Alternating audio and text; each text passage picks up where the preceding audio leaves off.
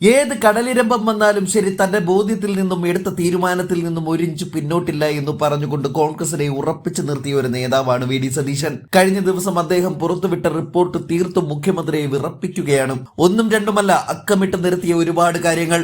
മുഖ്യമന്ത്രി മണ്ണിനടിയിൽ കുഴിച്ചിട്ട ബോംബടക്കം വലിച്ചു പുറത്തിട്ടുകൊണ്ടാണ് ഇന്നലെ സതീശൻ അഴിഞ്ഞാടിയത്. അവിടെ 2 ആഴ്ച മുഖ്യൻ പൂഴ്ത്തിയ റിപ്പോർട്ട് കൂടി വി ഡി സതീശൻ പുറത്തേക്കെടുക്കുമ്പോൾ കേരളം ഞെട്ടിപ്പോവുകയാണ്. ആ രംഗങ്ങളൊന്ന് കാണാം. മുഖ്യമന്ത്രി എന്നോട് ചോദിച്ച ചോദ്യങ്ങൾക്ക് ഞാൻ അദ്ദേഹത്തിന് കൊടുത്ത മറുപടി, അതിന് അദ്ദേഹം നൽകിയ മറുപടി എന്നെ അത്ഭുതപ്പെടുത്തി. അത് അദ്ദേഹം എഴുതിയതല്ല എന്ന് വിശ്വസിക്കാനാണ് എനിക്കിഷ്ടം. കാരണം അത്രയും വലിയ നിലവാര തകർച്ചയാണ് ആ മറുപടിയിൽ. തെരഞ്ഞെടുപ്പിന്റെ തലേ ദിവസം സ്വന്തം സൈബർ കിളികളെ പ്രോത്സാഹിപ്പിക്കാൻ വേണ്ടിയിട്ടോ അവരുടെ കയ്യടി കിട്ടാനോ വേണ്ടി കൊടുത്തൊരു മറുപടിയാണ്. അത് പൊതുസമൂഹം അദ്ദേഹത്തിന്റെ നിലവാര തകർച്ചയിൽ വിസ്മയിക്കുമെന്ന കാര്യത്തിൽ യാതൊരു സംശയമില്ല. എന്നെ അത്ഭുതപ്പെടുത്തുന്നത് സമരങ്ങളോടുള്ള ഒരു കമ്മ്യൂണിസ്റ്റ് നേതാവിന്റെ പുച്ഛമാണ്. അപ്പോ സമരം ചെയ്തതെല്ലാം നശീകരണ പക്ഷത്താണ് സമരം ചെയ്തത് എന്നാണ് മുഖ്യമന്ത്രിയുടെ പുതിയ വാദം. പഴയ കമ്മ്യൂണിസ്റ്റിൽ നിന്ന് പുതിയ ബൂർഷ്വായിലേക്കുള്ള അദ്ദേഹത്തിന്റെ മാറ്റമാണ് കാണിക്കുന്നത്. അദ്ദേഹം ഇടതുപക്ഷമോ കമ്മ്യൂണിസ്റ്റോ അല്ല. ഇപ്പോൾ അദ്ദേഹം തീവ്ര വലതുപക്ഷവും ബൂർഷ്വാ നിലപാടുകളുമാണ് അദ്ദേഹം എല്ലാ കാര്യത്തിലും എടുക്കുന്നത്. ഈ ബൂർഷ്വാ നിലപാടാണ്, വലതുപക്ഷ തീവ്ര നിലപാടാണ് സമരം ചെയ്യുന്നവരോടുള്ള ഒരു പരസ്യമായ ഒരു പുച്ഛം. ആ സമരത്തിനോടുള്ള പുച്ഛമാണ് അദ്ദേഹം കാണിക്കുന്നത്. ഭരണകൂടത്തിനെതിരെയും വിഷയങ്ങൾക്ക് വേണ്ടിയും ആര് സമരം ചെയ്യാൻ പാടില്ല. സമരം ചെയ്യുന്നവരോട് മോഡി ഭരണകൂടം ഉൾപ്പെടെ ലോകത്തെ എല്ലായിടത്തുമുള്ള വലതുപക്ഷ തീവ്ര പക്ഷങ്ങൾ അവരെടുത്തിരിക്കുന്ന ഒരു നിലപാട് കേരളത്തിലെ മുഖ്യമന്ത്രി എടുക്കുകയാണ്. പിന്നെ അദ്ദേഹത്തിന് വിഷമിക്കാനൊരു കാര്യം ഉണ്ടാവും. കാരണം അദ്ദേഹം പാർട്ടി സെക്രട്ടറി ആയിരുന്നപ്പോൾ നടത്തിയ ആകെ ഓർമ്മയുള്ള, എല്ലാവർക്കും ഓർമ്മയുള്ള ഒരു സമരം സെക്രട്ടേറിയറ്റിന്റെ മുമ്പിൽ സരിത കേസിൽ നടത്തിയ സമരമാണ്. അത് സെക്രട്ടേറിയറ്റിലും തിരുവനന്തപുരത്തെ സിറ്റിയിലും മുഴുവൻ ദുർഗന്ധം ഉണ്ടാക്കിക്കൊണ്ട് അവസാനിപ്പിക്കാൻ നിർബന്ധിതമായ ഒരു സമരമാണ്. ആ സമരം മാത്രമാണ് അദ്ദേഹത്തിന്റെ ഓർമ്മയിലുള്ള ഒരു സമരം. അദ്ദേഹം ഒരു മെയിൻ സ്ട്രീം ലീഡർഷിപ്പിലേക്ക് വന്നിട്ടുള്ള സമരം. നിങ്ങൾ നോക്കൂ, ഞാൻ അദ്ദേഹത്തിന് നിങ്ങൾക്ക് എല്ലാവർക്കും തന്ന മറുപടിയിൽ ഓരോ വിഷയത്തെ സംബന്ധിച്ച് അദ്ദേഹം ചോദിച്ച ചോദ്യങ്ങൾ, അദ്ദേഹത്തിന്റെ ചോദ്യം ഞാൻ ആവർത്തിക്കുകയും ഞാൻ അതിനുള്ള എൻ്റെ മറുപടി ഞാൻ എല്ലാത്തിനും മറുപടി നൽകുകയുണ്ടായി. പിന്നെ എന്തുകൊണ്ടാണ് അക്കമിട്ടുള്ള മറുപടി കൊടുത്തില്ല എന്ന് അദ്ദേഹം പറഞ്ഞത് എന്ന് തീർച്ചയായിട്ടും എനിക്ക് വ്യക്തമാകുന്നില്ല. പിന്നെ നമ്മൾ ചില കാര്യങ്ങളിൽ സമരം ചെയ്തത് കാലാവസ്ഥാ വ്യതിയാനം മൂലം നമ്മുടെ സംസ്ഥാനത്തുണ്ടാകുന്ന മാറ്റങ്ങളെ കൂടി പരിഗണിച്ചുകൊണ്ടാണ്. ഇപ്പൊ കേരളത്തിനെതിരായ ഞങ്ങളുടെ സമരം പാരിസ്ഥിതികമായ പ്രത്യാഘാതമാണ്. അതുപോലെ നമ്മുടെ പശ്ചിമഘട്ട മലനിരകളിലും തീരപ്രദേശത്തുമാണ് ഇന്നത്തെ കാലാവസ്ഥാ വ്യതിയാനത്തിന്റെ ഏറ്റവും വലിയ ഇമ്പാക്റ്റ് ഉണ്ടാകേണ്ട സ്ഥലങ്ങൾ. 195 രാജ്യങ്ങൾ ചേർന്ന് തയ്യാറാക്കിയ ക്ലൈമറ്റ് ചേഞ്ചിനെ കുറിച്ചുള്ള റിപ്പോർട്ടും അതിന്മേൽ അമേരിക്കൻ ബഹിരാകാശ ഏജൻസിയായ നാസ കൊണ്ടുവന്ന അനാലിസിസും നിയമസഭയിൽ കൊണ്ടുവന്ന പ്രതിപക്ഷമാണ്. ഞങ്ങളപ്പോ ഈ കേരളയിൽ കൊണ്ടുവരാൻ സമയത്തും വയനാട് തുരങ്കപാതയുടെ സമയത്തും തീരദേശ പാതയുടെ സമയത്തും കൃത്യമായ പാരിസ്ഥിതിക ആഘാത പഠനം നടത്തണം. ക്ലൈമറ്റ് ചേഞ്ച് എന്ന് പറയുന്ന ഒരു ഘടകമാണ്. ഇപ്പൊ ഹൈവേ പണിയുമ്പോൾ കംപ്ലീറ്റ് തകർന്നു വീഴുന്ന എന്താ? കേരളത്തിന്റെ ഒരു സോയിൽ സ്ട്രക്ചറും കേരളത്തിന്റെ ഭൂമിശാസ്ത്രപരമായ പ്രത്യേകതകളും ഇന്നത്തെ കാലാവസ്ഥാ വ്യതിയാനവുമായി കൂട്ടിച്ചേരണം. മുഖ്യമന്ത്രി ഔട്ട്ഡേറ്റഡ് ആണ്. മുഖ്യമന്ത്രി കാലഹരണപ്പെട്ട ഒരു ഭരണാധികാരിയാണെന്നാണ് അദ്ദേഹം ഈ മറുപടിയിലൂടെ തെളിയിക്കുന്നത്. ഇന്ന് ലോകത്തെല്ലായിടത്തും, പ്രത്യേകിച്ച് കേരളം പോലെ ഈ കാലാവസ്ഥാ വ്യതിയാനത്തിന്റെ ഏറ്റവും പെട്ടെന്നുള്ള ഇമ്മീഡിയറ്റ് ആയിട്ടുള്ള ഒരു വിക്ടിം ഏരിയയാണ്, ഇരയായി മാറാൻ സാധ്യതയുള്ള ഒരു പ്രദേശമാണ്. അതാണ് വിഴിഞ്ഞം തുറമുഖം വന്നപ്പോൾ അതിന്റെ ഈ ഡെവലപ്മെന്റിന്റെ വികസനത്തിന്റെ ഇരകൾ ഉണ്ടാകും എന്ന് മുൻകൂട്ടി മനസ്സിലാക്കിയിട്ടാണ് ഉമ്മൻചാണ്ടി സർക്കാർ 472 കോടി രൂപയുടെ ഒരു പ്രോജക്റ്റ് പുനരധിവാസത്തിന് വേണ്ടി വെച്ചത്. അപ്പൊ ഏത് വികസന പ്രവർത്തനങ്ങൾ നടത്തുമ്പോഴും ഈ കാലാവസ്ഥാ വ്യതിയാനം പ്രധാന ഘടകമായി എടുത്തില്ലെങ്കിൽ കേരളത്തിൽ അപകടം ഉണ്ടാവും. ഞങ്ങൾ എന്തുകൊണ്ടാണ് കേരളയിൽ എതിർത്തത്? 300 കിലോമീറ്റർ ദൂരം 30 അടി ഉയരത്തിലുള്ള എംബാങ്ക്മെന്റാ. അത്ര ഉയരത്തിലാണ് ഇത് പോകുന്നത്, കെട്ടിപ്പൊക്കമാണ് അത്രയും ഉയരത്തിൽ. അതിന്റെ അപ്പുറത്ത് 200 കിലോമീറ്റർ ദൂരത്തിൽ 10 മീറ്റർ ഉയരത്തിലുള്ള 10 അടി ഉയരത്തിലുള്ള മതിൽ പണിയാണ്. അത് ചെയ്യുമ്പോൾ കേരളത്തിൽ ഒരു സ്ലോപ്പാണ്. മഴ പെയ്ത് കടലിൽ ചെന്ന് വെള്ളം ചേരുന്ന സ്ഥലമാണ്. എവിടെയെങ്കിലും ഒന്ന് തങ്ങി നിന്നാൽ വലിയ ആഘാതം കേരളത്തിൽ ഉണ്ടാവും. അതും മനസ്സിലാക്കണം. ഒരു പുതിയ കാലഘട്ടത്തിലെ ഒരു ഭരണാധികാരി അത് ചിന്തിക്കാതെ ഒരു തീരുമാനം എടുക്കരുത്. അത് അദ്ദേഹം കാലഹരണപ്പെട്ട ഒരു ഭരണാധികാരിയാണ്. അദ്ദേഹം 25 കൊല്ലം മുമ്പാണ് ജീവിക്കുന്ന അദ്ദേഹത്തിന്റെ മൈൻഡ് സെറ്റ്, അദ്ദേഹത്തിന്റെ മനോഭാവം. അതുകൊണ്ടാണ് ഇത്തരം കാര്യങ്ങൾ പറയുമ്പോൾ അദ്ദേഹത്തിന് പുച്ഛവും പരിഹാസവും അദ്ദേഹം ഉള്ളത്. രണ്ടാമത് എനിക്കൊരു കാര്യം പറയാനുള്ളത്, അദ്ദേഹം കോൺഗ്രസിനെ കുറിച്ചാണ് ഈ സ്ത്രീ വിഷയവുമായി ബന്ധപ്പെട്ട് അദ്ദേഹം ആക്ഷേപിച്ചുകൊണ്ടിരിക്കുന്നത്. മുഖ്യമന്ത്രി ഇപ്പൊ ചെയ്തത് എന്താ? അദ്ദേഹത്തിന്റെ സഹപ്രവർത്തകനായ മുൻ CPM-ന്റെ MLA PT കുഞ്ഞുമോഹമ്മനെതിരെ പരാതി അദ്ദേഹത്തിന്റെ കയ്യിൽ കിട്ടിയത് നവംബർ 27-ാം തീയതിയാണ്. പരാതി പോലീസിന് നൽകിയത് ഡിസംബർ 2-നാണ്. കേസെടുത്തത് ഡിസംബർ 8-നാണ്. 13 ദിവസം ഇത് എന്തുകൊണ്ടാണ് പൂഴ്ത്തിവെച്ചത്? 12-13 ദിവസം എന്തുകൊണ്ടാണ് ഇത് പൂഴ്ത്തിവെച്ചത്? ഒരു MLA-ക്കെതിരെ ഈ പരാതി കിട്ടിയപ്പോൾ അപ്പം തന്നെ നേരെ പോലീസിലേക്ക് ഫോർവേഡ് ചെയ്തല്ലോ. ഞാൻ അതിനകത്ത് തെറ്റ് പറയില്ല, അങ്ങനെയാണ് ചെയ്യേണ്ടത്. അങ്ങനെ കോൺഗ്രസിൽ നിന്ന് പുറത്താക്കിയ ഒരു MLA-യെ കുറിച്ച് പരാതി കിട്ടിയപ്പോൾ അപ്പം തന്നെ പോലീസിന് ഫോർവേഡ് ചെയ്തു. പക്ഷേ മുൻ ഇടതുപക്ഷ MLA-ക്കെതിരായിട്ട് ഒരു സ്ത്രീ പരാതി കൊടുത്തപ്പോൾ ഈ തെരഞ്ഞെടുപ്പ് കാലത്ത് എന്തിനാണ് 12-13 ദിവസം അദ്ദേഹം പൂഴ്ത്തിവെച്ചത്? അപ്പം എന്ത് ഇരട്ട നീതിയാണ് അത് പൂഴ്ത്തിവെച്ചത്? പിന്നെ അദ്ദേഹം പറയുകയാണ് കോൺഗ്രസിൽ മുഴുവൻ സ്ത്രീലമ്പടന്മാരാണെന്ന്. അദ്ദേഹത്തിന്റെ മന്ത്രിസഭയിൽ എത്ര പേര് ലൈംഗിക അപവാദ കേസുകളിൽ പെട്ട എത്ര പേർ മന്ത്രിസഭയിലുണ്ടെന്ന് എണ്ണി നോക്കിയാൽ നന്നായിരിക്കും. ഞാൻ പറയണില്ല, ഞാൻ അവരുടെ പേരൊന്നും പറയാം. എണ്ണി നോക്കണം. അദ്ദേഹം MLA-മാരുടെ കൂട്ടത്തിൽ, അദ്ദേഹത്തിന്റെ ഓഫീസിൽ, മുഖ്യമന്ത്രിയുടെ ഓഫീസിൽ, പിന്നെ മന്ത്രിസഭയിൽ, പിന്നെ MLA-മാരുടെ, ഇടതുപക്ഷ MLA-മാരുടെ കൂട്ടത്തിൽ ലൈംഗിക അപവാദ കേസിൽപ്പെട്ട എത്ര പേരുണ്ട് എന്നൊന്ന് പരിശോധിക്കുന്നത് നന്നായിരിക്കും. ഇത്തരം പ്രസ്താവനകൾ കോൺഗ്രസിനെതിരെ നടത്തുമ്പോൾ കോൺഗ്രസിന്റെ മുമ്പിൽ ഇത്രയും വിഷയം വന്നപ്പോൾ ഞങ്ങളത് ഭംഗിയായിട്ടാണ് അത് ചെയ്തു തീർത്തത്. ഇതാണ് ഞങ്ങൾക്ക് പറയാനുള്ളത്. പിന്നെ ഗെയിൽ സമരവുമായിട്ട് ബന്ധപ്പെട്ട് അദ്ദേഹം പറഞ്ഞു, ഗെയിൽ സമരവുമായി ബന്ധപ്പെട്ട് VM സുധീരനെതിരായും PK കുഞ്ഞാലിക്കുട്ടി സാഹിബിനെതിരായും അദ്ദേഹം പറഞ്ഞു. അത് കഴിഞ്ഞ ഗവൺമെന്റിന്റെ കാലത്താണ്. 2017 ഒരു വലിയ സമരം നടന്നു. ആ സമരത്തെ പോലീസ് ക്രൂരമായി അടിച്ചമർത്തി. അതായത് 20 മീറ്റർ സ്ഥലം ഗെയിൽ പൈപ്പിന് വേണ്ടി എടുത്തപ്പോഴാണ്. എന്നിട്ട് അവിടെ വ്യവസായ മന്ത്രി പോയി നവംബർ 6-ാം തീയതി 2017 ചർച്ച ചെയ്തു.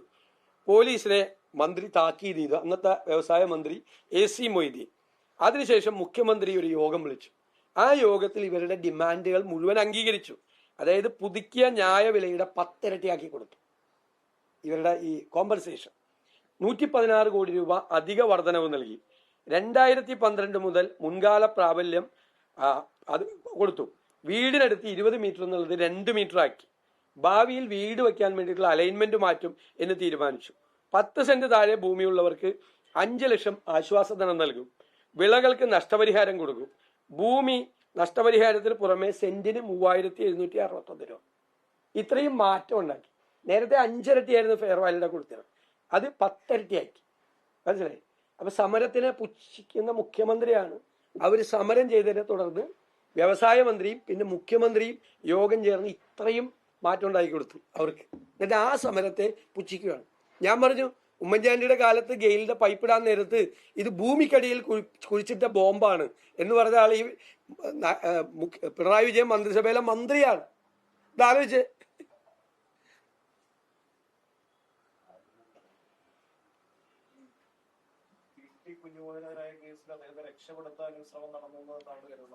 ഉറപ്പായിട്ട് നടക്കുകയും ചെയ്ത് ആ പരാതി ഫോർവേഡ് ചെയ്യുന്ന കാര്യത്തിൽ ഇരട്ടത്താപ്പുണ്ടായി. എന്തിനാണ് മുഖ്യമന്ത്രി അത്രയും ദിവസം കയ്യിൽ വെച്ചത്? കയ്യിൽ വെച്ച് കഴിഞ്ഞിട്ട് പോലീസിൽ കൊടുത്തപ്പോൾ പോലീസ് എന്തുകൊണ്ടാണ് അത്രയും ദിവസം വൈകിയത് നടപടിയെടുക്കാൻ? മൊത്തം 13 ദിവസം വൈകി. ആദ്യത്തെ MLA-ക്കെതിരായിട്ട് കേസ് വന്നപ്പോൾ അന്ന് തന്നെ പരാതി ഫോർവേഡ് ചെയ്യും, അന്ന് തന്നെ കേസെടുക്കുകയും ചെയ്തു. CPM സഹയാത്രികന്റെ CPM കൂടെ നിൽക്കുന്ന മുഖ്യമന്ത്രിയുടെ കൂടെ നിൽക്കുന്ന ആൾക്കെതിരായിട്ട് വിദ്യാസമ്പന്നയായ ഒരു യുവതി കൊടുത്ത കേസ് എന്തുകൊണ്ടാണ് 13 ദിവസം പൂഴ്ത്തിവെച്ചത്? മറുപടി പറയണ്ടേ? ഇരട്ട നീതി. മറ്റത് അന്ന് തന്നെ ഞങ്ങൾക്ക് അതിൽ പരാതിയില്ല, അന്ന് തന്നെ ഫോർവേഡ് ചെയ്താലും പരാതിയില്ല, അന്ന് തന്നെ FIR എടുത്താലും ഞങ്ങൾക്ക് പരാതിയില്ല. പക്ഷെ രണ്ടാമത്തെ കേസ്, സ്വന്തക്കാരുടെ കേസ് വരുമ്പോൾ അന്ന് തന്നെ അയക്കില്ല. മനസ്സിലായി? അന്ന് തന്നെ പോലീസ് FIR എടുക്കൂല. 13 ദിവസം കഴിഞ്ഞിട്ട് ഈ അന്യായം കേരളം അറിയണമല്ലോ. ഈ അന്യായം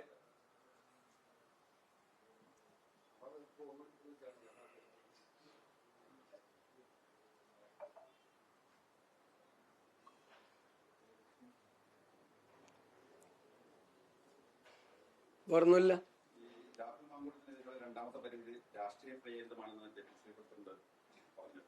അല്ല, KPCC പ്രസിഡന്റ് അങ്ങനെയല്ല പറയാം. KPCC പ്രസിഡന്റ് പറഞ്ഞത് അതൊരു വെൽ ഡ്രാഫ്റ്റഡ് ഡോക്യുമെന്റ് ആണെന്ന്. അതിലെന്താ തെറ്റ്? ഞാനത് വായിച്ചാണ്. നന്നായിട്ടൊരു ലീഗൽ ഡ്രാഫ്റ്റിംഗ് ഉണ്ട് ആ കംപ്ലൈന്റിൽ. ഇപ്പോൾ ഞാൻ അഭിഭാഷകനാണ്, KPCC പ്രസിഡന്റ് അഭിഭാഷകനാണ്. അഭിഭാഷകനായ ഞാൻ ഒരു കാര്യത്തിൽ പരാതി കൊടുക്കുകയാണെങ്കിൽ ഞാൻ പറ്റുമെങ്കിൽ ഇപ്പോൾ പ്രാക്ടീസ് ചെയ്യുന്ന ഒരു വക്കീലിനെ കൊണ്ട് ചെയ്യിപ്പിക്കുന്നു. ഞാൻ തന്നെ ഡ്രാഫ്റ്റ് ചെയ്യില്ല.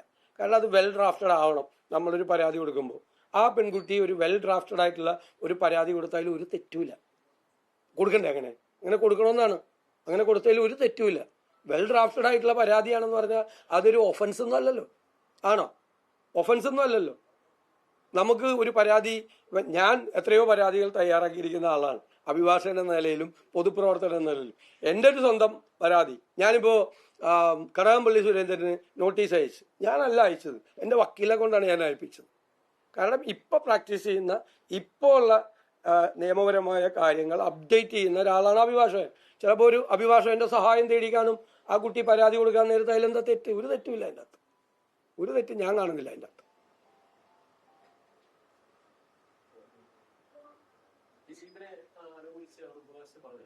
അല്ല, അത് കറക്റ്റ് ചെയ്യിപ്പിച്ചല്ലോ. അല്ല, അദ്ദേഹം കറക്റ്റ് ചെയ്തല്ലോ. ഞാൻ UDF ചെയർമാൻ എന്ന നിലയിൽ ഞാൻ പറവൂരിൽ വെച്ച് അന്ന് ഇലക്ഷൻ വോട്ടിംഗ് ചേർന്ന് കഴിഞ്ഞിട്ട് ഞങ്ങളുടെ നിലപാട് പറഞ്ഞു. കാരണം അത് അപ്പീൽ പോകേണ്ട കേസാണ്. കാരണം പ്രോസിക്യൂഷൻ കേസ് പരാജയപ്പെട്ടാണ്. പകുതി പരാജയപ്പെട്ടു, പകുതി പേരെ കൺവിക്ട് ചെയ്തു, പകുതി പരാജയപ്പെട്ടു. അപ്പൊ പ്രോസിക്യൂഷൻ ഒരു സ്റ്റോറി ഉണ്ടാവും. പ്രോസിക്യൂഷൻ സ്റ്റോറി എന്നാണ്. ആ പ്രോസിക്യൂഷൻ കേസ് പകുതി പരാജയപ്പെട്ടപ്പോൾ പരാജയപ്പെട്ട ഭാഗം കറക്റ്റ് ചെയ്യാൻ വേണ്ടി പ്രോസിക്യൂഷൻ അപ്പീൽ പോകണം. അതൊരു സ്വാഭാവികമായ നടപടിയാണ്. അത് പോകരുതെന്ന് പറയാൻ പാടില്ല. അത് UDFന്റെയും കോൺഗ്രസിന്റെ നിലപാട് കൂടി ചേർന്നാണല്ലോ UDFന്റെ നിലപാട്. KPCC പ്രസിഡന്റ് ഞാനും അത് വ്യക്തമാക്കിയിട്ടുണ്ട്. അതിന്റെ അപ്പുറത്ത് വേറെ സ്റ്റാൻഡ് UDFനും ഇല്ല, കോൺഗ്രസിനും ഇല്ല. ഞങ്ങൾ ആ കേസിലും അതിജീവിതയ്ക്കൊപ്പമാണ്. പ്രോസിക്യൂഷൻ അപ്പീൽ പോകണം എന്ന് തന്നെയാണ് ഞങ്ങളുടെ നിലപാട്.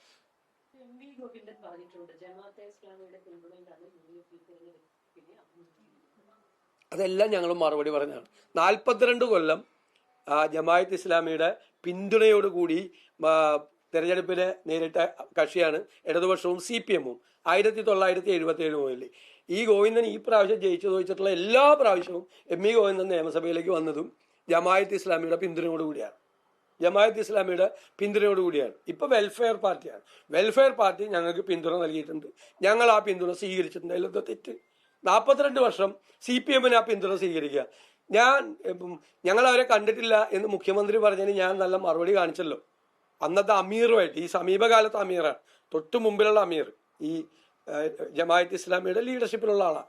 അദ്ദേഹത്തെ നേരിട്ട് പോയി അദ്ദേഹമായിട്ട് കണ്ട് സംസാരിച്ചതിന്റെ ഫോട്ടോ ഞാൻ പറഞ്ഞപ്പോൾ മുഖ്യമന്ത്രി സമ്മതിച്ചല്ലോ. ഞങ്ങൾ ചർച്ച നടത്തിയിട്ടുണ്ടെന്ന് പറഞ്ഞല്ലോ. അദ്ദേഹം സമ്മതിച്ചല്ലോ.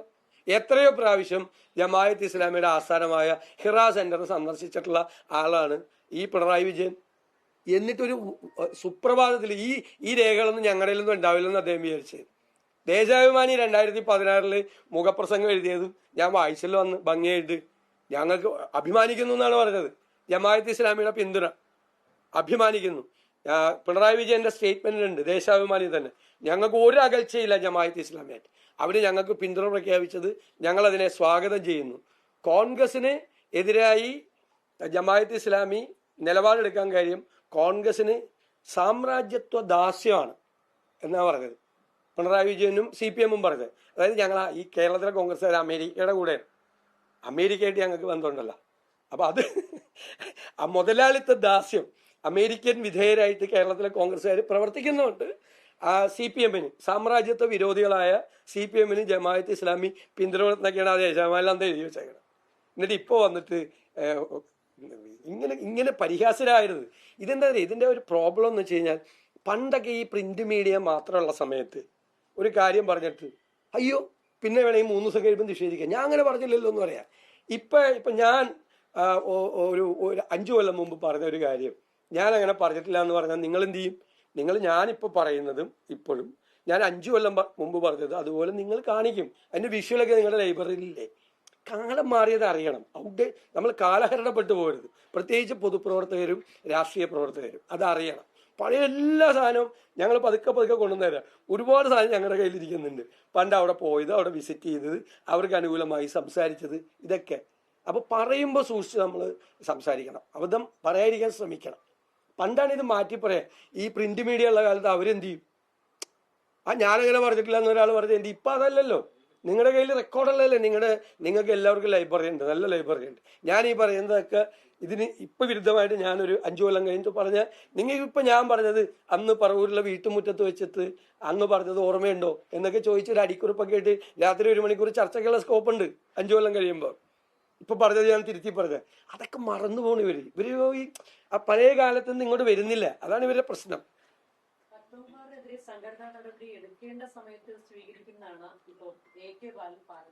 അത് അവർക്ക് തോന്നുമ്പോ എടുത്താ പോരല്ലോ.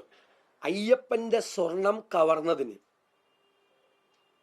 ഹൈക്കോടതി നിയോഗിച്ച സ്പെഷ്യൽ ഇൻവെസ്റ്റിഗേഷൻ ടീം അന്വേഷണം നടത്തി തെളിവുകൾ ശേഖരിച്ച് കോടതിയുടെ മുമ്പേ ഹാജരാക്കി കോടതി റിമാൻഡ് ചെയ്ത് വീണ്ടും ബെയിൽ ആപ്ലിക്കേഷൻ കൊടുത്തപ്പോൾ ആ ബെയിലും തള്ളി വീണ്ടും രണ്ടാമതൊരു കവർച്ച കേസ് കൂടി വന്ന് ആ കവർച്ച കേസിൽ കൂടി പ്രതിയായി നിൽക്കുന്ന ആൾക്കെതിരെ പാർട്ടി നടപടി എടുത്തില്ലെങ്കിൽ ആ പാർട്ടി ആളുകൾ പറയും അയ്യപ്പന്റെ സ്വർണം കവർന്നവൻ ഇപ്പോഴും പാർട്ടിക്കാരനാണ്, CPM കാരനാണ്. അയ്യപ്പന്റെ സ്വർണം കവർന്നവൻ, സ്വർണ്ണ കൊള്ള നടത്തിയവൻ. എന്തുകൊണ്ടാണ് നടപടി എടുക്കാത്തത്? അവർ വേറെ മൊഴി കൊടുക്കും. വേറെ CPM നേതാക്കളുടെ പേര് പറയുന്നുള്ള ഭയം കൊണ്ടാണ്.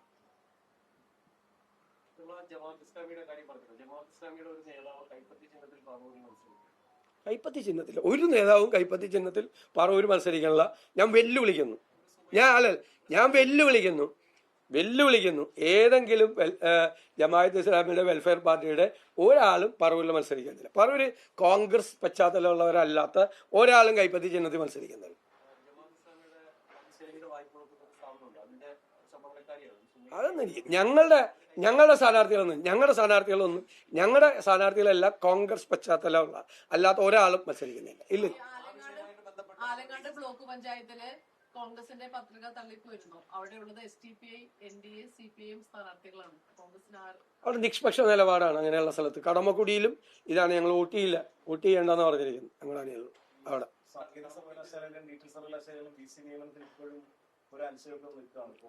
അല്ല, ഗവർണറും ഗവൺമെന്റും തമ്മിലുള്ള ഈ തർക്കം കൊണ്ട് ഉന്നത വിദ്യാഭ്യാസ മേഖല തകർന്ന തരിപ്പണമായി. 9 സർവകലാശാലകളിൽ വൈസ് ചാൻസലർമാരില്ല. അനിശ്ചിതത്വമാണ്. യൂണിവേഴ്സിറ്റി തലപ്പത്ത് അനിശ്ചിതത്വമാണ്. ഇവർ തമ്മിലുള്ള ഈഗോ ക്ലാഷാണ് അങ്ങോട്ടും ഇങ്ങോട്ടും. ഇടയ്ക്കിടയ്ക്ക് പഴയ ഗവർണറുള്ളപ്പോൾ ഇടയ്ക്ക് സെറ്റിൽമെന്റ് നടത്തും, വീണ്ടും ഇടയ്ക്ക് വഴക്കിടും. ഗവൺമെന്റിനെതിരായിട്ട് എന്തെങ്കിലും പ്രശ്നം വരുമ്പോൾ ആ ഗവർണറും ഗവൺമെന്റും തമ്മിലുള്ള പ്രശ്നമാകും. ഗവൺമെന്റ് പ്രതികൂട്ടിലാക്കുമ്പോൾ നേരത്തെയുള്ള ഗവൺമെന്റിന് അനുകൂലമായിരുന്നു. ശരിക്കും എതിർപ്പാണെന്ന് കാണിക്കുമെങ്കിലും ഗവൺമെന്റ് ഇതാവുമ്പോൾ ഇത് തമ്മിൽ സംസാരിച്ച് തീർക്കണ്ടേ? സുപ്രീം കോടതി വരെ പോയ കേസല്ലേ. സുപ്രീം കോടതിയുടെ നിർദ്ദേശം അനുസരിച്ച് തീരുമാനിക്കേണ്ടത്. ഈ പെൺകുട്ടിയുടെ പരാതിയിൽ രാഷ്ട്രീയ പ്രേരിതം എന്നുള്ളതിന് ആകാമെന്നുള്ളൊരു മറുപടി KPCC അധ്യക്ഷൻ പറഞ്ഞത്. അത് ഒരു വെൽ ഡ്രാഫ്റ്റ് പെറ്റീഷൻ എന്നുള്ളതിനപ്പുറം അത് രാഷ്ട്രീയ അല്ലല്ല. അതിൻ്റെ അകത്ത് ഞാൻ KPCC പ്രസിഡന്റ് പറഞ്ഞത് ഒരു വെൽ ഡ്രാഫ്റ്റഡ് ഡോക്യുമെന്റ് ആണെന്ന് പറയല്ല. അതിൽ തെറ്റില്ല എന്നാണ് ഞാൻ പറഞ്ഞത്. വെൽ ഡ്രാഫ്റ്റഡ് ഡോക്യുമെന്റ് ആയിരിക്കണം ആര് പരാതി കൊടുത്താലും. അത് ഒരു തെറ്റല്ല, ഞാൻ കരുതുന്നില്ല. ഒരാളും അങ്ങനെ നമ്മൾ ഇത്തരം പരാതികൾ കൊടുക്കുമ്പോൾ നമ്മൾ മുൻവിധിയോടുകൂടി സംസാരിക്കരുത്. അത് പോലീസ് അന്വേഷിക്കട്ടെ. പോലീസ് അന്വേഷിച്ച് അതിൻ്റെ സത്യാവസ്ഥകൾ പറയട്ടെ. അതൊക്കെ കോടതി നിരവധി വിധികളിലൂടെ പറഞ്ഞിട്ടുള്ള കാര്യമാണ്. ഇനി താമസം ഉണ്ടായിട്ടുണ്ടെങ്കിൽ താമസം ഉണ്ടായതിൻ്റെ കാരണങ്ങൾ എന്താണ് എന്നൊക്കെ പോലീസ് അന്വേഷിച്ച് കോടതിയുടെ മുമ്പാകെ പറയേണ്ട കാര്യങ്ങളാണ്. താമസം ഉണ്ടായി എന്നോർത്ത് 2 കൊല്ലം മുമ്പ് നടത്തിയ ഒരു ഒഫൻസ് അല്ലാതാവുന്നില്ല. ഏത് ഒഫൻസ് ആണെങ്കിൽ, ഞാൻ ഈ കേസ് മാത്രം പറഞ്ഞല്ല, ജനറലായിട്ട് പറഞ്ഞതാണ്. പണ്ട് നടത്തിയ ഒരു ഒഫൻസാണ്. പണ്ട് നമ്മൾ ഒരാളെ കൊന്നു 5 കൊല്ലം മുമ്പ്. ഇപ്പോഴാണ് പരാതി വന്നത്. അതുകൊണ്ട് അത് ഒഫൻസ് അല്ലാതാവും. എന്ത് കുറ്റകൃത്യം ചെയ്താലും അത് എന്നും കുറ്റകൃത്യമാണ്. പിന്നെ എന്തുകൊണ്ടാണ് വൈകിയത് എന്നുള്ളത് അവരുടേതായ കാരണങ്ങൾ ഉണ്ടാകും. അത് അന്വേഷിക്കണം. അത്രയേ. അല്ല, ഞാൻ ആരെ വെല്ലുവിളിക്കാറില്ല. സാധാരണ ഒരാളെ ഞാൻ ഇതുവരെ എൻ്റെ ജീവിതത്തിൽ ഒരാളെ വിളിച്ചില്ല. പക്ഷെ സംവാദങ്ങൾ നല്ലതാണ്. ജനാധിപത്യത്തിന്റെ മനോഹാരിത വർദ്ധിപ്പിക്കും എന്നുള്ള അഭിപ്രായക്കാരുടെ സംവാദങ്ങൾ നല്ലതാണ്. നല്ല രീതിയിലുള്ള സംവാദങ്ങൾ. പക്ഷെ ഇതുപോലെ മറുപടി കൊടുത്ത് എല്ലാ പത്ര ഓഫീസിലും എല്ലാ മാധ്യമങ്ങൾക്കും നമ്മൾ മറുപടി കൊടുത്തിട്ട് അക്കമിട്ട മറുപടി തന്നില്ല എന്ന് പച്ചക്കള്ളം FB-യിൽ എഴുതി വെക്കുന്ന ഒരു മുഖ്യമന്ത്രിയെ കുറിച്ച് ഞാൻ എന്താ പറയാനുള്ളത്? ഇപ്പോഴും എൻ്റെ കയ്യിൽ ആ കോപ്പി ഇരിക്കുന്നുണ്ട്. അദ്ദേഹം ചോദിച്ച ചോദ്യം ഞാൻ ആദ്യം എഴുതുക, എന്നിട്ട് എനിക്കുള്ള അദ്ദേഹത്തിന്റെ മറുപടി എഴുതുക. അങ്ങനെ അദ്ദേഹത്തിന് ആ മറുപടി ഞാൻ അയച്ചു. അദ്ദേഹം വായിച്ചിട്ടില്ല. അത് അവിടെ ഓഫീസിലിരിക്കുന്ന ആരാണ്ട് എഴുതി വെച്ചാൽ എനിക്കും വിശ്വസിക്കാനാണ് എനിക്കിഷ്ടം. അല്ല, മുഖ്യമന്ത്രി ഇതുപോലൊരു നിലവാരം കുറഞ്ഞ മറുപടി എഴുതുമെന്ന് എനിക്ക് വിശ്വസിക്കാൻ ഇഷ്ടമല്ല. ഇതങ്ങനെ ചെയ്യില്ലെന്നാണ് എൻ്റെ വിചാരം.